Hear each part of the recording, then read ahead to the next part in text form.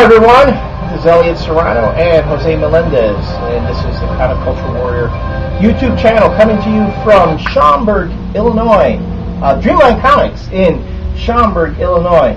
And this is our regular comic book discussion, where Jose and I talk about the things in comics that we like, the things that we don't like, but also try to engage you, our YouTube channel viewers, in conversation. So this is a point where, a part where we like to talk about stuff that maybe a lot of folks don't read, that we like to have folks consider reading.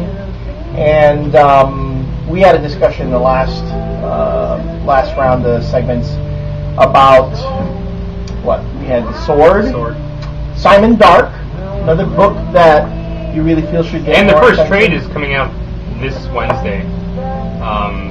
I don't know what the date is, because it's probably going to go on up after Wednesday. No, I'll try to get this up before. Okay, well, Simon Dark Volume 1 comes out, and actually Simon Dark number 11 comes out the same day. So Simon Dark's a good book that you recommend. I mean, Simon Dark is a character, isn't that in Takes place in Gotham City? Without any Batman in it, which is awesome. Okay. The fact that they can actually tell a Gotham story without Batman being in it. It's been 10 issues so far without Batman, so that's pretty good. Well, which also means that, I guess, the sales have been, either editorial is so firm in its belief that we're not going to have Batman show up, or the sales have actually been doing well enough that they don't need Batman to show up. There's the issue that Batman shows up in, and I'm like, this is probably only going to last 3 more issues now, because now they're trying to get the sales up. But. Yeah. So, do the, Batman is the Wolverine of the DCU, while Wolverine is the Batman of the Marvel U. So anyway, talking about books that should get more notice and better sales, I myself am a fan of Hack Slash. This is a Devil's Due publishing production, and this is kind of a grown-up, more of an adult version of Buffy the Vampire Slayer, where Buffy goes after vampires and other types of mystical creatures. Cassie Hack, in this title, goes after the, serial killers and the monster killers that you would find in, say, horror movies. The Michael Myers, the Jason Voorhees, the Freddy Kruegers of this comic universe. And it's I like it because it's a really, to me, a well-written book. It features a strong protagonist.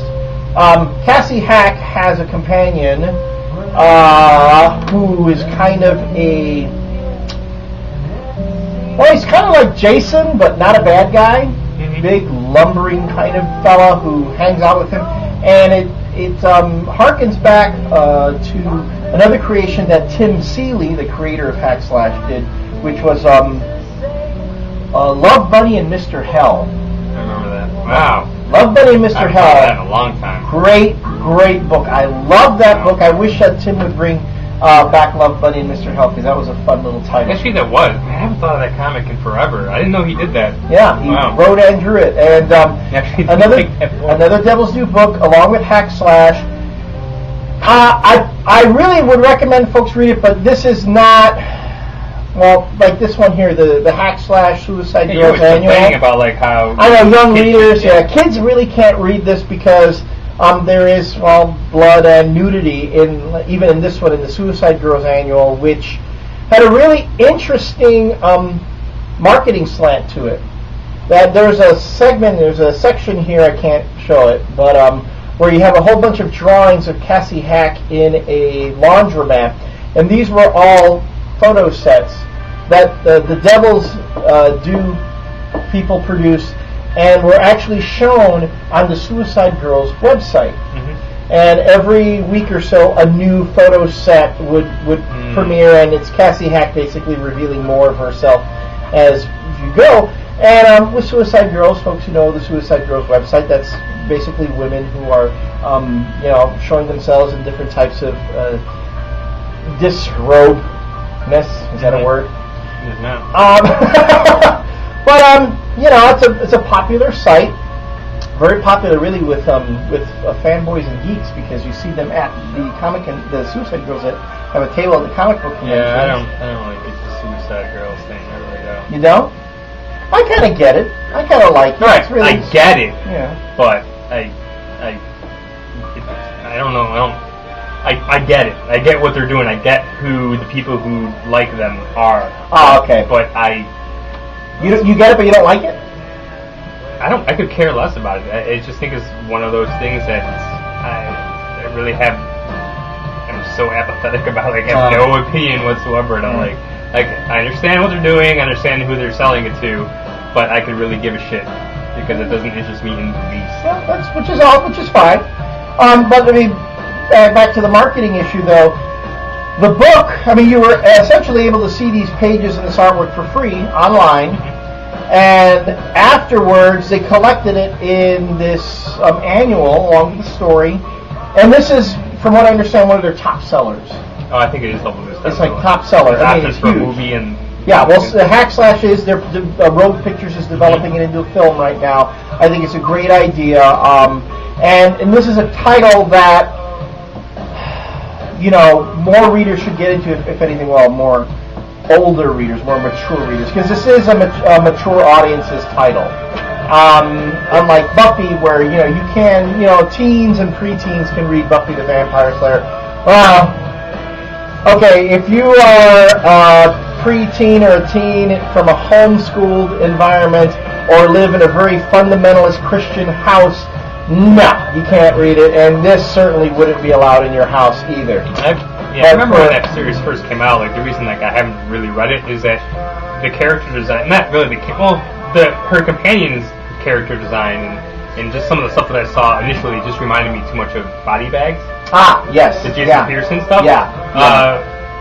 And I was just like, I love Body Bags. Should do more of them. But that's exactly what it reminded me of. And I'm like, all right, But it is. I mean, fundamentally, the story is entirely different. It's different. And Cassie Hack is more the central character in the books, and she's again a really strong protagonist. I dig it, and I'd like to see more people read it. At least people who are of age. No, that's actually. I'll admit that. I do want to read that book at some point. I do want to start reading the trades. Well, they have the new Omnibus that they just came out with. Fuck Omnibuses. But it's like everything, like it's the new fucking fad. I mean, in the industry, it's ridiculous. Like, I don't want a fucking 1,000-page, hardcover volume with like. No, but it's softcover too. The Omnibus is like a great big thick softcover. Yeah, so the binding can just fall apart finally after reading it through once. No. I don't know. Well, they do have trades too, so. Yeah. Exactly, I said I'm going to read the trades. I don't want to read the Omnibus. All right. Because I'm fundamentally against Omnibuses. Fundamentally, how about if they call them something else? Like what the Scud Disposable Assassin? They came out with what was essentially an omnibus, but they're calling it like the whole enchilada or the whole shebang, something like that. Just everything put together. But instead of calling it an omnibus, you're just calling it. It's still not fooling me. I know what it is. I'm not going to buy it. I'm not going to read it. Oh, okay. All right. Well, at least read Hack Slash, which is what the whole point of this, me starting this segment was about. All right, folks. We'll end this segment on that, and we hope you're not going to read the Omnibus, huh? I read the trades. But no, it's essentially the same fucking thing. But I just don't want to you don't want a ton of trades. No. How about if they call it a ton of trades? You're just being an asshole. Well, that's what I did.